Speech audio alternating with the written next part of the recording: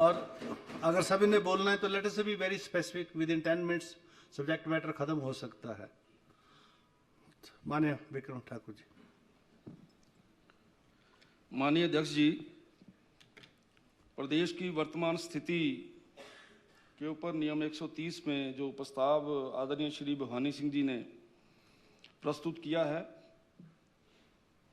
उसके ऊपर मैं कुछ विषय रखूंगा और आशा करता हूं कि माननीय मुख्यमंत्री महोदय उन सारे विषयों पे गहन चिंता भी करेंगे और वित्तीय स्थिति ठीक हो इस तरफ बढ़ेंगे भी। लेकिन ये होगा तभी अध्यक्ष जी अगर मन आत्मा साफ है। तो हम कुछ बोलते हैं, कुछ सही बातें बोलते हैं, तो उसको केवल ये सोच के कि ये बीजेपी वाले बोल रहे हैं इसलिए हमने इसको रोकना है, उसका कोई नहीं फायदा है। वित्तीय स्थिति को सुधारने के लिए जो आवश्यक कदम है उसके ऊपर हमें चर्चा भी करनी चाहिए और उसको प्रैक्टिकली इंप्लीमेंट भी करना चाहिए। माननीय मुख्यमंत्री महोदय जब भी खड़े होते हैं, बात करते हैं कि, और इनके साथी भी इस बात के लिए इनका धन्यवाद करते हैं कि आप बड़े अच्छे स्टेप ले रहे हैं और आपके कारण से ये सारी की सारी स्थितियां ठीक हो रही हैं। स्टेप लेने चाहिए, लेकिन आप ऐसे स्टेप ले रहे हैं जिसके कारण से मुझे ऐसा लगता है, मैंने तो बोला है, ऑफ द रिकॉर्ड भी बोला है माननीय मुख्यमंत्री जी से और यहां भी बोल रहा हूं, आप वो स्टेप लीजिए जिसके कारण से आपके टूरिज्म का क्षेत्र बढ़े, टूरिज्म में लोग आए, इंडस्ट्री आपकी अच्छी हो। हमारे पास पावर है, उस पावर के लिए ज़्यादा से ज़्यादा लोग जो है वो यहाँ पे आके अपने प्लांट्स लगाएं यहाँ पे। और लेकिन आप जिस प्रकार की टर्म एंड कंडीशन, जिस प्रकार की पॉलिसीज आप दे रहे हैं, मुझे नहीं लगता, ये अभी बोल रहे हैं 2026 2027, लेकिन आप जिन कंडीशंस को यहाँ लगा रहे हैं उसके कारण से आएगा कौन आपके पास? आपके पास तो तभी कोई आएगा। अब हिमाचल प्रदेश में कोई इंडस्ट्री क्यों लगाए आके? आप कोई अट्रैक्शन देंगे, उसी के कारण से यहाँ आएगा कोई। हमारी टोपोग्राफी ऐसी है, उसके कारण से हम बोलेंगे कि भाई आपको यहाँ ज़मीन सस्ती मिलेगी, आपको बिजली यहाँ सस्ती मिलेगी। हम जो साथ की स्टेट्स हैं उनके साथ हम कॉम्पिटेटिव जो है वो डिसीजन लेंगे, तो मुझे लगता है इन सारी चीज़ों की तरफ हम जो वित्तीय स्थिति की बात सब लोग करते हैं उसका कोई फायदा होगा। अब जब कोई बात आती है तो ये बोल दिया जाता है कि जी महाराज आपने तो कर्जा बढ़ा लिया। भी अच्छा होता कि आप बिल्कुल कर्जा ना लेते और आप चलाते, तब पता चलता कि ठीक है जी आप तो इस लाइन से हटे हैं। हमने तो जितना 5 वर्षों में लिया उससे ज्यादा तो आपने 2 वर्षों में ले लिया है। आपने 24,176 करोड़ रुपया इन 2 वर्षों में, अभी 2 भी पूरे नहीं हुए, मेरे ख्याल 2-4 दिन में और लेने वाले हैं 600-700 करोड़। अब ये पता है कि ये हमारी मजबूरी है, ऐसा करना ही पड़ेगा, तो इसको हमने ठीक कैसे करना है? अब ठीक करने के लिए मैं देख रहा था, साहब कह रहे हैं कि 2 सालों से मैं बड़ी मेहनत कर रहा हूं, बड़ी ज्यादा मेहनत की है, तो ये मैं देख रहा था इनका रेवेन्यू रिसीट 2023-24 का हमारे समय में 38,945 करोड़ था और ये 23-24 के अंदर 38,000 करोड़ रह गया, -2.43 डिक्रीज हुआ है। अब कैसे आप वो जो आप बोल रहे हैं कि ऐसा मैं कर रहा हूं, तो उसके कारण से आपका रेवेन्यू रिसीप्ट क्यों नहीं बढ़ रहा? इसलिए जो आपकी जो पॉलिसीज और प्रोग्राम है उसके ऊपर हम लोगों को चिंता करनी चाहिए कि क्या हम किस दिशा में चले। मैंने सुबह भी बोला था, माननीय मुख्यमंत्री जी मेरी बात की तरफ ध्यान दें जरूर, कि आप इतना दबाव डालिए, आप इतना, हमारे पास है क्या? एम्प्लॉयमेंट कहां से मिलेगा? सरकारी नौकरी हम नहीं दे सकते, हमारे पास ले दे के इंडस्ट्री है, टूरिज्म है, तो भाई इंडस्ट्री वालों के लिए आपने इतना ज्यादा दबाव दे देना। आज भी दिया आपने दबाव, संशोधन करके सुबह, कि अब और पैसे मांग रहे हैं आप उनसे। ये देखिए, ये मैं थोड़े से इंडस्ट्री के बारे में ही बोलना चाहता हूं। आपने लाइसेंस फीस में 192% बढ़ाया है आपने, यानी जिसकी लाइसेंस फीस 55,000 रुपया थी उसकी 1,60,000 रुपया हो गई है, 45,000 रुपये वाले की 1,50,000 हो गई है। अब फार्मास्यूटिकल लाइन में आप लोगों ने प्रोडक्शन की जो लाइसेंस फीस है, प्रोडक्ट लाइसेंस फीस, उसमें आपने 70% वृद्धि कर दी है। इलेक्ट्रिसिटी ड्यूटी आप लोगों ने बढ़ा दी है। इलेक्ट्रिसिटी टैरिफ आप लोगों ने बढ़ा दिया है। अब इंडस्ट्रियलिस्ट ने अगर कोई नया कनेक्शन लेना है, आप 1 किलोवाट का कनेक्शन लेने के लिए 200 रुपया लेते थे जी, अभी आप लोग 200 की जगह 2500 रुपया ले रहे हैं। कौन आएगा आपके पास? इसलिए इन सारी चीजों के ऊपर ध्यान देना अति आवश्यक है। हम बोलते हैं इंडस्ट्री के अंदर मुख्यमंत्री स्वावलंबन योजना, जो आदरणीय श्री जयराम ठाकुर जी के नेतृत्व में एक यहाँ योजना लाई और उसके बहुत फायदे हुए। धरातल के ऊपर अगर उसको देखा जाए तो मुख्यमंत्री स्वावलंबन योजना के अंदर नौजवानों ने सॉफ्ट कर्जा लिया, उनको सब्सिडी मिली और उसके कारण से एम्प्लॉयमेंट भी बढ़ा। आप लोगों ने मुख्यमंत्री स्वावलंबन योजना का गला घोट दिया। उसमें ना तो कोई नया व्यक्ति मुख्यमंत्री स्वावलंबन योजना में लोन ले पा रहा है, जिनकी सब्सिडियां देनी है उनकी आप सब्सिडी नहीं दे रहे। और इस तरीके से हम लोग किस तरफ चले हुए हैं? आपकी इन सारी पॉलिसीज के कारण हो क्या रहा है? आपने मेडिकल डिवाइस पार्क और दूसरा ये ब्लड ड्रग पार्क, उसकी ऐसी तैसी फेर दी है। मेडिकल डिवाइस पार्क में, ब्लड ड्रग पार्क में कौन आएगा आपके पास? आपने ब्लड ड्रग पार्क के 2 साल बीत जाने के बाद उसकी शुरुआत जो करनी चाहिए, जिस तरफ को बढ़ना चाहिए, अभी वहां कुछ भी नहीं है। सबसे बड़ी बात इस प्रकार का जिस समय आता है एफ्लुएंट ट्रीटमेंट प्लांट के ऊपर प्रायोरिटी, फर्स्ट प्रायोरिटी होती है कि उसकी तरफ बढ़ा जाए ताकि बाकी लोग आए। सड़क कच्ची चल जा सकती है, वहां पे सड़क नहीं होगी तो कोई प्रॉब्लम नहीं है। आपकी बेसिक जो चीजें हैं वहां पर ब्लड ड्रग पार्क के लिए जो चाहिए, आप उसकी तरफ कोई ध्यान नहीं दे रहे। और फिर आप लोगों ने कहा जी मेडिकल डिवाइस पार्क में आप लोगों ने नेगोशिएशन ठीक नहीं की है। आपने कहा जी मैं तो सेंटर का पैसा वापस कर दूंगा। स्टेटमेंटें भी आई, आपने वापस कर भी दिया होगा। उसका आप लोगों को नुकसान क्या हुआ है? अभी industrial development manufacturing scheme government of India ने लॉन्च की है और उसमें 12 इंडस्ट्रियल पार्क जो हैं बनाए जा रहे हैं और आपके बिल्कुल पड़ोसी राज्य पंजाब के अंदर राजपुरा के अंदर जो है वो बनाया गया है और वहां पे 1400 करोड़ रुपए की इन्वेस्टमेंट वहां पे होगी, जो सरकार ने वहां पे टारगेट्स रखे हैं। अब होगा क्या? बद्दी बरोटी वाले जिनको आप इतना ज्यादा तंग कर रहे हैं, वो लोग यहां से चले जाएंगे। अभी मेरे को पता लगा है कि जो हमारे बद्दी बरोटी वाला के अंदर जो इंडस्ट्रिस्ट हैं, उन्होंने बरवाला स्थान है या पंचकूला के साथ, वहां पे जमीनें लेनी शुरू कर दी हैं। यहां से जाने वाले हैं वो लोग। और मैंने एक प्रश्न का आपको लगाया, मैंने कहा भाई यहां से इंडस्ट्री जा रही है, आप बताइए कितनी इंडस्ट्री जा रही है। और मैं माननीय इंडस्ट्री मिनिस्टर साहब को मैंने उस समय बोला भी, मैंने कहा आपका जवाब बिल्कुल ठीक नहीं आ रहा, इंडस्ट्री बड़ी कम आ रही है यहाँ पे और उसके बाद इंडस्ट्री यहां से जा रही है। उसका बेसिक कारण यही है, जब आप एक सही वातावरण नहीं देंगे तो यहां से जाएंगे।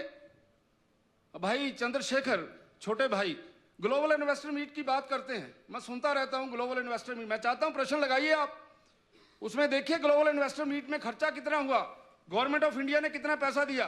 हिमाचल प्रदेश का उसमें से 1 पैसे का खर्चा नहीं हुआ है। जो पैसा हमें मिला था उसमें से भी हमने कुछ पैसा बचा के रखा है। और ग्लोबल इन्वेस्टर मीट के जो बेसिक रिजल्ट्स आए हैं, मैं चाहता हूं उसके बारे में भी आप लोगों को स्टडी करना चाहिए, उसके बारे में भी देखना चाहिए। हिमाचल प्रदेश के अंदर सबसे ज्यादा इंडस्ट्री की स्टैब्लिशमेंट ग्लोबल इन्वेस्टर मीट आने के बाद कम से कम 60% जो यूनिट्स हैं वो धरातल के ऊपर आए हैं। आप क्यों नहीं मानते? आप देखिए, आप उनको निकालिए। अवस्थी जी, बोलने से कुछ नहीं होगा। आप फैक्ट एंड फिगर के साथ आइए। और फैक्ट मैं बता रहा हूं, 60% तो मैं बता रहा हूं, 60% मैं बता रहा हूं प्लीज। और ये प्लीज नो इंटरप्शन प्लीज। और यहां से बड़े बड़े यूनिट जा रहे हैं और बड़े बड़े यूनिट्स ने अपनी जो प्रोडक्शन है उस प्रोडक्शन को मिनिमम पर रखे हैं और बाकी की सारी प्रोडक्शन साथ के प्रदेशों से हो रही है। जब तक आप इसी प्रकार से टोका टोकी और इसी प्रकार से सत्य बात को नहीं मानेंगे, हालात को ज्यादा अच्छे होने वाले नहीं है। इसलिए इसके ऊपर आप लोगों को ध्यान देना चाहिए। और आपकी फूड ग्रेन प्रोडक्शन 3.6% डिक्रीज हो गई है। आपकी जो आप 2 साल की बात कर रहे हैं कि हमने बड़े अच्छे कदम उठाए हैं, ये देखिए आपकी इलेक्ट्रिसिटी की जनरेट जो हो रही है 2.1% कम हो गई है। जीडीपी ग्रोथ रेट बीजेपी के समय में 13.6 था, अभी आपका 8.2 पे आ गया है। जा कहां रहे हैं हम लोग? हम केवल और केवल छोटे लोगों के ऊपर प्रेशर बना रहे हैं। और मैं बार बार कहता हूं, हिमाचल प्रदेश को अपने पैरों पे खड़ा होने के लिए आपको इंडस्ट्रियल सेक्टर को स्ट्रॉन्ग करना ही है, पावर सेक्टर को आपको स्ट्रॉन्ग करना ही है। आपको टूरिज्म के अंदर नए नए प्रकार के नियम, हल्के नियम लेकर यहां पे ज्यादा से ज्यादा उसको प्रोत्साहित करना है, लेकिन इस तरफ तो कोई काम नहीं हो रहा। और इन विषयों के ऊपर कई बार हम कोई बात बोलते हैं, आपको अच्छी नहीं लगती, लेकिन सच्चाई है।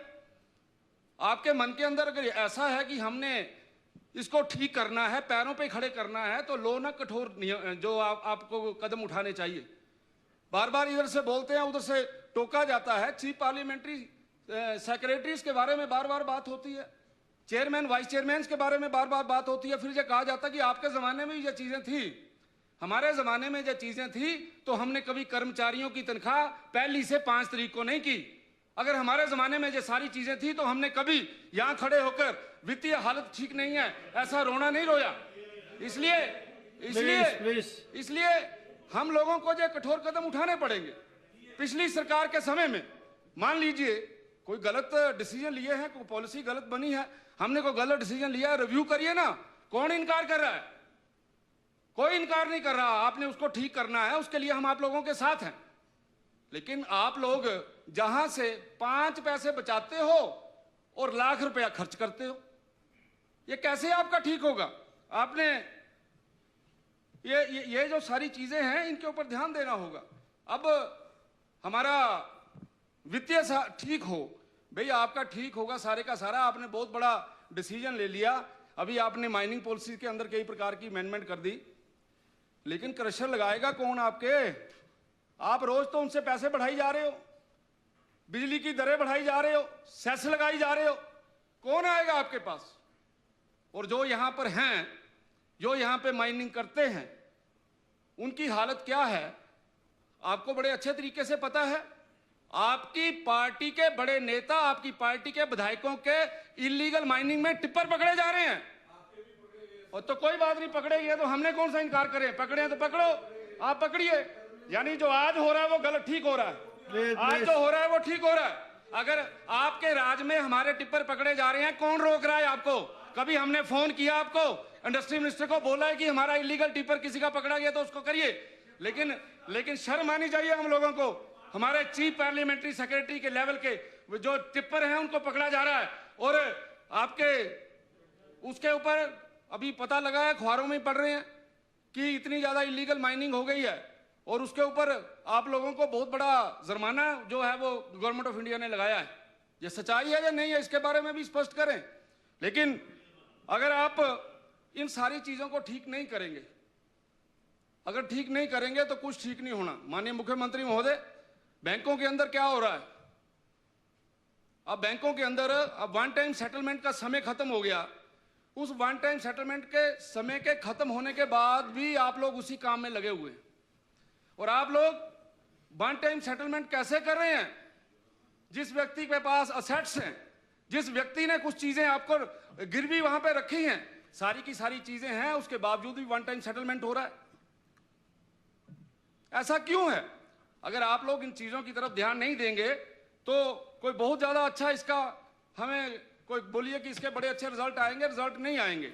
आपके आईपीएच इतने, हम जब ईमानदारी से काम करेंगे तो बिजनेस वालों को आपके एक्शन को नहीं उठाना पड़ेगा। आपके बग्गी के बड़ा बड़ा स्ट्रॉन्ग शब्द बोल दिया, चलो निकाल दो जी, स्ट्रॉन्ग तो चलो निकाल दो।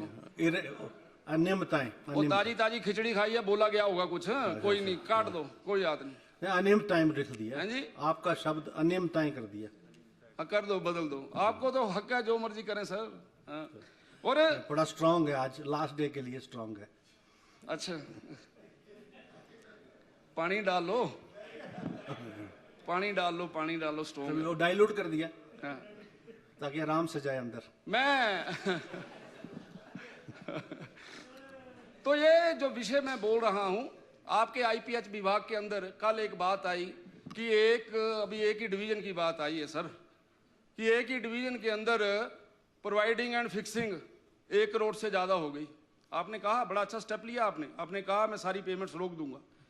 आपके ध्यान में एक विषय आ गया, यहाँ के किसी विधायक ने उठकर बोल दिया, लेकिन क्या यह सच्चाई नहीं है कि पूरे हिमाचल प्रदेश के अंदर इस प्रकार से हो रहा है?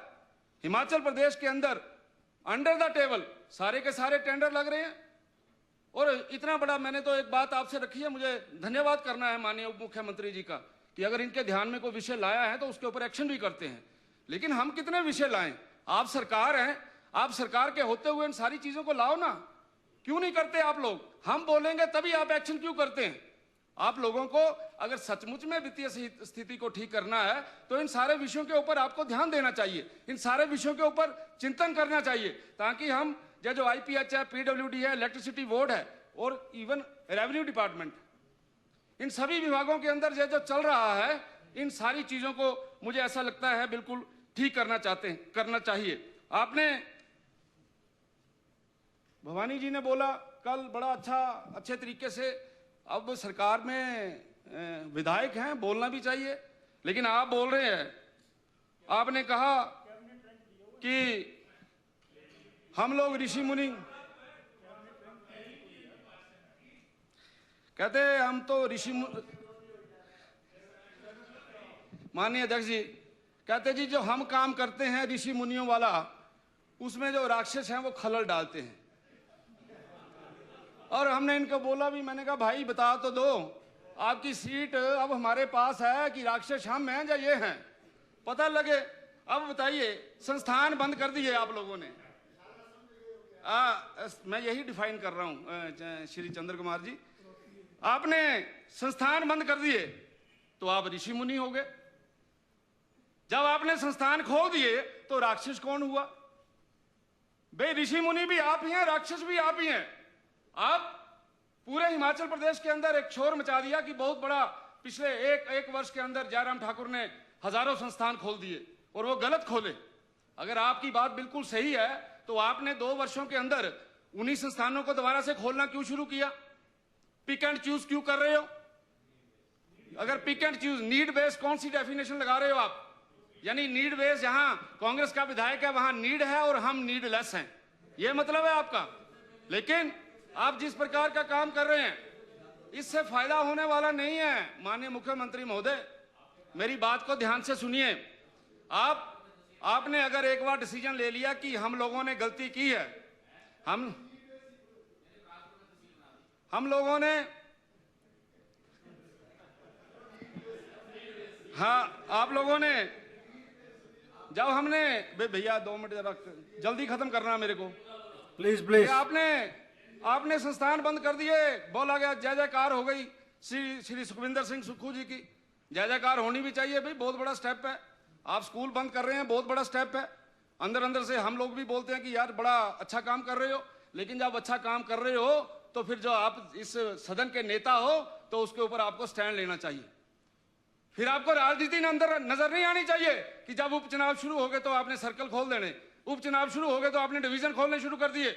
अगर इस प्रकार का आप काम करेंगे, मैंने पहले कहा, अगर आप सचमुच में अंतरात्मा से जो चाहते हैं कि हमारा प्रदेश आगे बढ़े तो आपको इन सारी बातों का ध्यान देना पड़ेगा। अगर आप लोग इन सारी बातों की तरफ ध्यान नहीं देंगे तो कोई बहुत अच्छा, मुझे नहीं लगता कि इसका कोई बहुत बढ़िया रिजल्ट आने वाला है। हमारे पास 2 सेक्टर हैं माननीय मुख्यमंत्री महोदय, एक इंडस्ट्री है, एक पावर है और एक हॉर्टिकल्चर है।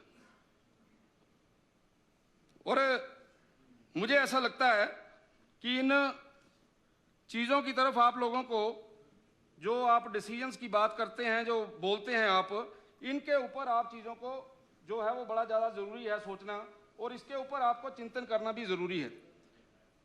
इंडस्ट्री तभी आएगी माननीय मुख्यमंत्री महोदय, ये मैं बोल रहा हूं, बड़ी जिम्मेवारी के साथ बोल रहा हूं, जिस प्रकार के डिसीजन आपने लिए हैं, चाहे वो आपका मेडिकल डिवाइस पार्क है और चाहे आपका ड्रग पार्क है, कोई बड़ा प्लेयर आपके पास आने वाला नहीं है। आपके पास कोई नहीं आएगा, मैं यहां खड़े होकर बोल रहा हूं, जिम्मेदारी के साथ बोल रहा हूं। वो इसलिए नहीं आएगा क्योंकि आपकी करनी और कथनी में अंतर है। आपकी करनी और कथनी में जब अंतर रहेगा तो कोई नहीं आएगा। आप अपने लोगों को खुश करने के चक्कर में पॉलिसी और प्रोग्राम अगर बनाएंगे तो उसका कोई फायदा नहीं होगा। मैं मानता हूं सभी लोग बोलते हैं ये आप माने ना माने मुख्यमंत्री महोदय, ये आपसे बड़े दुखी हैं। ये दुखी इसलिए हैं, दुखी इसलिए हैं, नहीं दुखी इसलिए हैं, मेरी पूरी बात होने दो ना, फिर आपकी बात भी आ जानी। आप तो बोल नहीं सकते, गूंगे हैं सारे, मैं बोल रहा हूं, बोलने दो ना। ये आपसे दुखी हैं, वो दुखी इसलिए हैं क्योंकि आप किसी की बात नहीं मानते। एक बार आपने मेरे को फोन किया था, याद करिए आपने मुझे फोन करके बोला था कि हाँ यार अच्छे सजेशन दिया करो यार, आप ना कई बार ज्यादा करते हो, बोलते हो। तो मैंने बोला था, मैंने कहा सर जितने भी हमारे विधायक हैं, हमारे मंत्री हैं, आप उनकी बात माना करो, लेकिन आपको बात मानने की आदत नहीं है। जिस समय व्यक्ति ये सोचता है कि मेरे से समझदार कोई नहीं है, मेरे से बड़ा कोई नहीं है, तो मैं उसके लिए शब्द नहीं प्रयोग करना चाहता आपके लिए। लेकिन आप जो अच्छे डिसीजन हमारे सभी मित्र देते हैं उनकी बात मानिए। वो मानी जा रहे, वो बेचारे रोई जा रहे हैं, इंडस्ट्री मिनिस्टर आप ऐसा करो, आप ऐसा करो, आप उसको कहते चल चल अपनी सीट पे, यहाँ कोई बात करने की जरूरत नहीं। यानी ऐसा वातावरण बना है। पहली सरकार ऐसी देखी है जिसमें, यानी माननीय मुख्यमंत्री जी ये याद रखना आप मेरी बात, क्योंकि पता को बड़े लंबे समय तक हम यहाँ पे कोई गेम खेलने वाले नहीं हैं, जो पता नहीं छोटी गेमें होती हैं। इतिहास लिखा जाएगा हिमाचल प्रदेश का, उस समय सभी का वर्णन आएगा, तो आपका जो वर्णन है कोई बड़ा अच्छा आने वाला नहीं है। कि यहाँ आके बड़े भेष थपथपाते हैं जब माननीय मुख्यमंत्री जी कहते हैं 2027 में आत्मनिर्भर, कहाँ की आत्मा, कहाँ का आत्म, कहाँ का आत्मनिर्भर। आप जिस तरीके से चले हैं, मुझे लगता है हिमाचल के बारे में आप रोज टेलीविजन देखा करो शाम को, उसमें देखो हमारी क्या हालत है, क्या कुछ बोलते हैं लोग हमारे बारे में। इसलिए अगर कोई नैरेटिव बन रहा है तो उसके बारे में चिंतन करना अति आवश्यक है। जो नैरेटिव बन रहा है उसके बारे में सोचना चाहिए। अगर एलओपी साहब या हमारे लोग या उधर के लोग कोई आपको चार चीजें अच्छी बोलते हैं तो उसके ऊपर चिंतन करना चाहिए। और अगर आप इसी प्रकार से अड़े रहेंगे, आप किसी की बात नहीं मानेंगे, तो मुझे लगता नहीं है कि इसमें को बहुत ज्यादा अच्छा निकले। मैंने आपको इसमें बोला है कि अब कई बार भाई सोचेंगे पता नहीं हमारे एंटी बोल रहा है, मैं वैसे सजेशन दे रहा हूं, समझना चाहिए उसको। मेरे पास सेब के बाग हैं और मेरे को वहां से 50 करोड़ रुपया बचता है, मिलता है। मैं एग्रीकल्चर में आता हूं, इसलिए कोई बात नहीं है। लेकिन उसके बाद आपने वो उस पैसे से यहाँ होटल खरीदे हैं, उस होटल को आपने लीज पे पंजाब के लोगों को दिया है। बनाओ ना को कायदा कि जो हमारे व्यक्ति ने पंजाब के लोगों को लीज दिया है, लगाओ ना उस पर जो लगाना है आपने, उसके ऊपर पॉलिसी बनाओ ना, ताकि आपको चार पैसे आए बड़े ढंग से। लेकिन आपने ये चीजें नहीं सोचनी। आपने क्या सोचनी है, गरीब को कैसे मारना है, इंडस्ट्रीज को कैसे भगाना है। जो लोग यहाँ पे काम करने के लिए आए हैं, जो अपने पैरों पे खड़ा हो सकते हैं इंडस्ट्री के कारण से, उनके बारे में आपका चिंतन बिल्कुल नहीं है। इसलिए मैं आपसे यही निवेदन करते हुए कि आपका जिस प्रकार से आप रिफॉर्म्स कर रहे हैं, उसके कारण से आने वाले समय में ना तो यहाँ कोई इंडस्ट्री आएगी, और जो बातें आप बोल रहे हैं ये मैंने उसका भी हक ले लूंगा, मैं ये भी कर लूंगा, बड़ी अच्छी बात है। लेकिन आप कभी जो कुछ करते हो उसके ऊपर कभी रात को सोते समय मनन किया करो कि मैंने सेस के बारे में ऐसा बोला था, स्टैंड कहाँ है, मैं क्या कर रहा हूं, खड़ा कहाँ हूं, क्या मिलेगा, क्या कुछ निकलेगा। अगर इन बातों के बारे में आप चिंतन करेंगे ना सर, तो पक्का सब कुछ ठीक होगा। और ये जो आपके छोटे छोटे जो गलत डिसीजन है, इनको ठीक करिए। अगर आप इनको ठीक करेंगे तो मैं माननीय अध्यक्ष जी ये दावे के साथ कह सकता हूं, हिमाचल प्रदेश की आर्थिक स्थिति ठीक होगी। लेकिन आपके मन में कुछ और है और आपके मुंह के ऊपर कुछ और है। अगर ऐसे आप चलेंगे तो हिमाचल प्रदेश बड़े लंबे समय तक सर्वाइव नहीं कर पाएगा। आपने मुझे समय दिया, आपका बहुत बहुत धन्यवाद। जय हिंद, जय हिमाचल। अब माननीय सदस्य श्री सुरेश कुमार जी। माननीय मुख्यमंत्री जी। माननीय अध्यक्ष महोदय, नहीं एक पॉइंट है ना। एक इन्होंने बोला कि ये होटल खरीदा किसी ने प्राइवेट ने, मेरे को बता तो दो कि कौन है होटल 50 करोड़ का। तो